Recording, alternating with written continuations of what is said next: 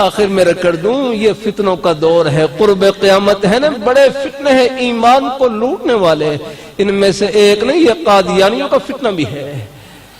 ہاں یہ دائیں بائیں ہیں، ان کی سرگرمیاں رہتی ہیں اور ہیں، احتیاط نظر رکھا کریں، نہ جایا کریں، نہ تو ان سے تعلقات نہ رکھا کریں، دور رہا کریں ان کے سے۔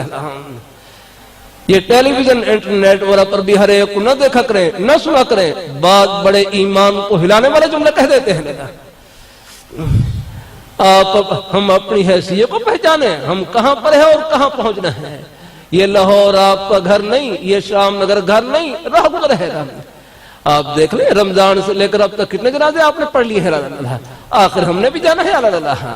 یہ میانی قبرستان کے آپ دیکھیں وہاں خطبے لگے ہوئے کتنے، یہ سب ہمارے لاہور شہر کے باسی تھے، اب وہاں بیچارے پہنچ گئے، آخر ہم نے بھی جانا ہے۔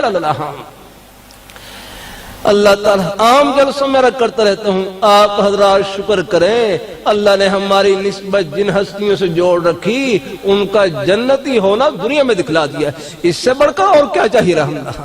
یہ میانی قبرستان میں حضرت لاہوری رحمت اللہ علیہ رحم فرما، جن کو انگریز نے دہلی سے گرفتار کیا اور لاہور میں لا کر چھوڑا، شیراں والا باغ کی مسجد میں 45 سال تک تقریباً قرآن پاک کا درس دیا۔ جب حضرت کا انتقال ہوا قبر میں دفن کیا گیا، قبر سے اتنی خوشبو نکلی، پوری قبر کو خوشبو سے دیا۔